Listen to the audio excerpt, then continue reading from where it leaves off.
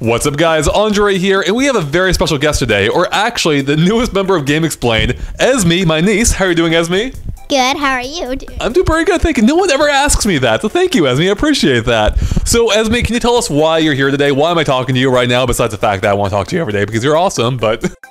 Okay, I'm here because we were here for Nintendo Labo, which is basically you put cardboard, you can build these things and you put it around the Switch. And you can basically do anything with it. You can make this handlebar so you can act like you're riding a motorcycle, and that's basically what it's meant for. So do you want to show everyone what you got there? Like, what did you accomplish? I basically graduated a Nintendo Labo because I worked hard and I tried my best. That's right. So even though we had to pull her out of school for a day or two to do this, she did get a graduate. She did get a certificate for it. So clearly, this was to her advantage. But no, Esme is a pro at Labo. So you actually. So I was. Oh, thank you. I also got one too. We worked together on this. It was a team effort. But what really was fun to see is I was expecting to do more hands-on with it. You took off like a rocket. And look, see, she has an official shirt even.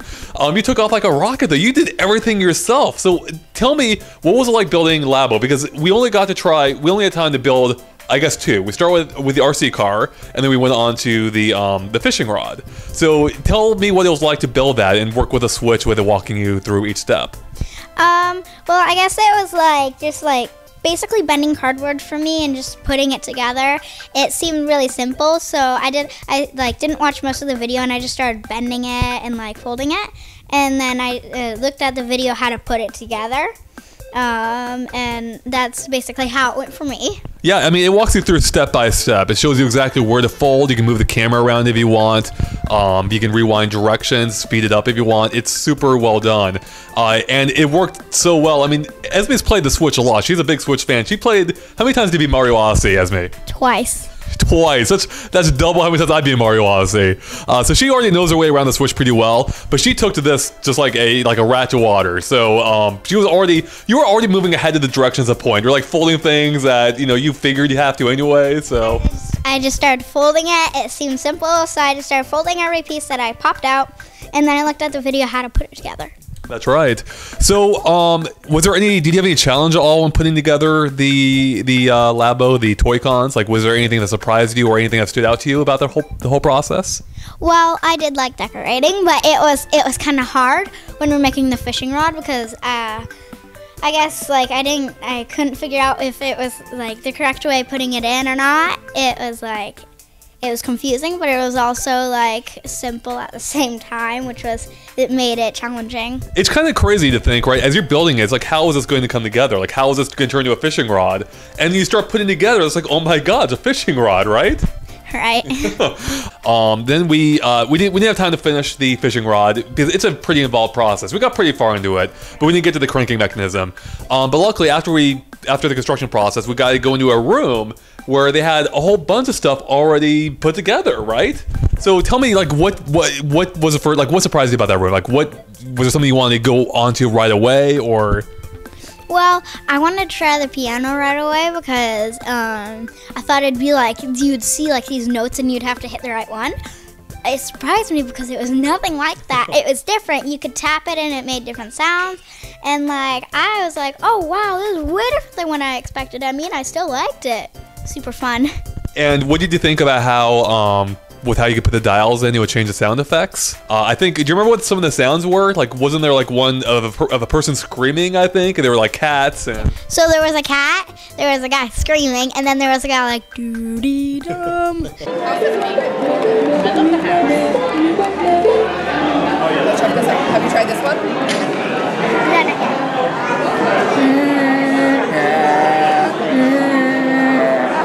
Hey, it was pretty funny. I don't know if you noticed, one of the knobs also, what it did is, instead of outputting the sound through the Switch, instead of changing the sounds, it actually made a Joy-Con vibrate. So they had a box set up, like a speaker, looked like a subwoofer, and with a Joy-Con on top, it would create a sound that came out of a hole in the front. And it's man, that actually works by just having the Joy-Con vibrate on top through what you do on the piano. It was really neat. Correct. You you had to push a button. You could push a button, and it'd make it like there would make like this vibrating screen on top of it, and it would make it like rattle while it was doing it. So like it would make like a vibrating sound like over the singing and the sound,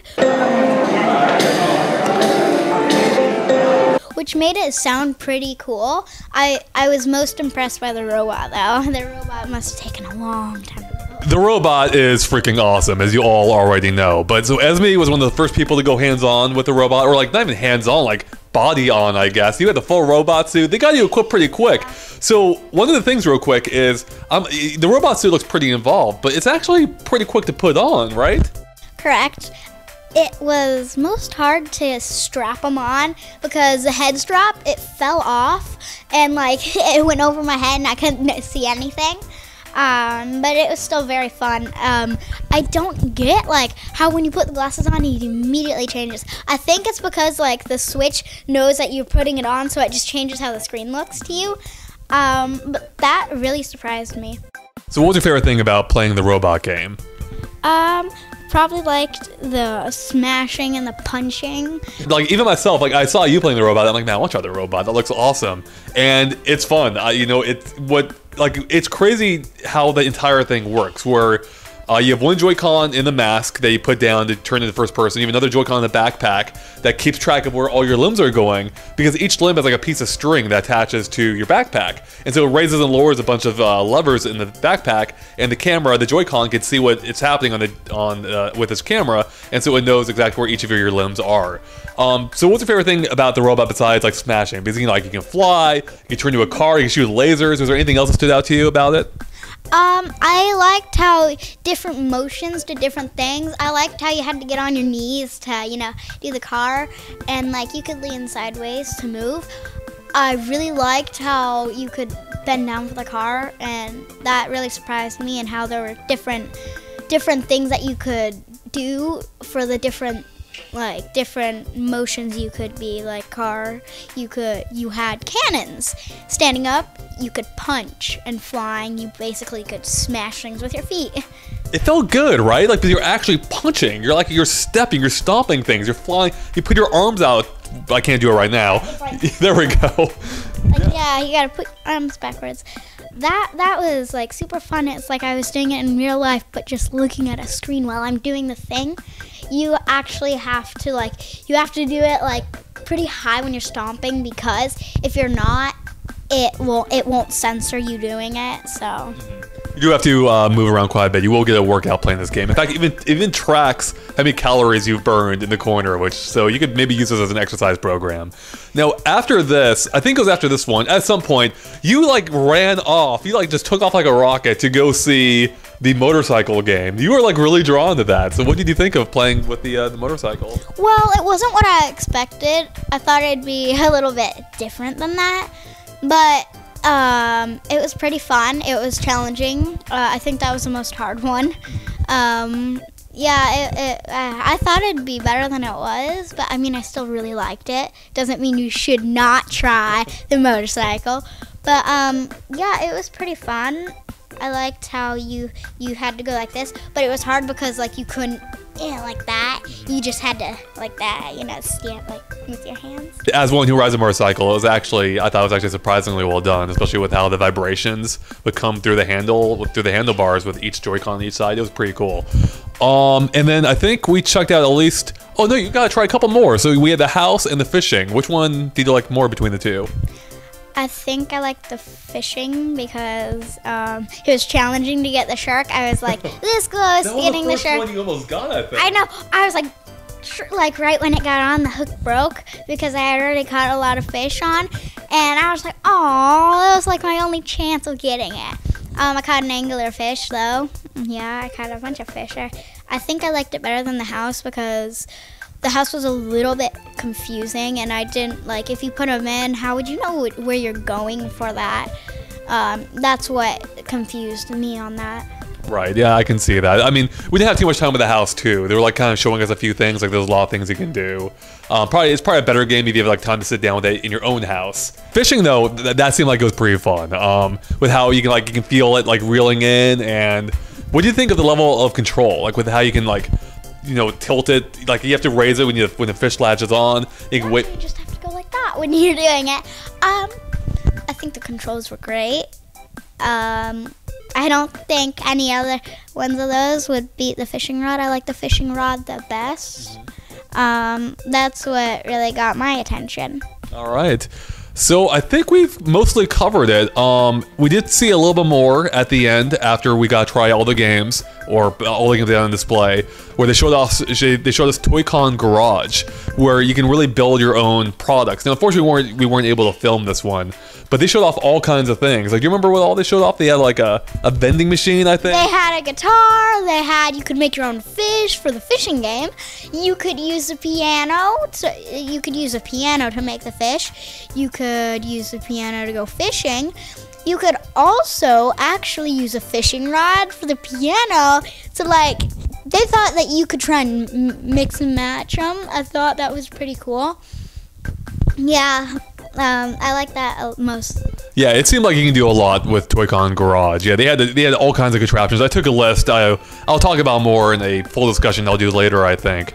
But yeah, it seems like there's a lot of room for creativity, especially with your Toy-Con, your Toy-Con RC car was probably one of the most impressive ones there, I think, with all the feathers you added to it, because they had a ton of options you could add to it. You could add stickers, you could add eyeballs.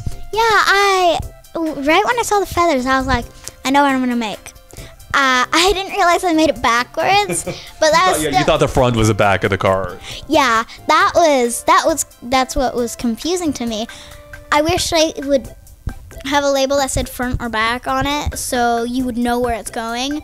But I still liked what I got to create. Made a peacock out of it. It was a pretty amazing peacock, so it had a very impressive plume of feathers. Well, Esme, I think we've covered most of it. Is there anything else you want to tell us about your thoughts on Labo? Anything that stood out to you? Like, are you excited for it? Tell me your final thoughts. Well, I'm hoping they'll make something for the Nintendo Labo again, maybe next year. I bet you they're thinking of new things they could do. Well, I guess that's it. Are you excited for Labo? Yes, I am. So do you want to make another Toy-Con RC car? Do you want to have sister? Do you want to have races with your sister back home with 2 different Toy-Cons?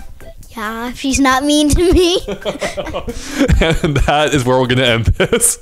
So thank you guys for watching. Thank you, Esme, for helping me out with Labo. You did great today. Thank you. And of course, stay tuned for more coverage on Labo as we get closer to its release date, as well as everything else Nintendo Switch as well. All right, catch you guys later. Bye.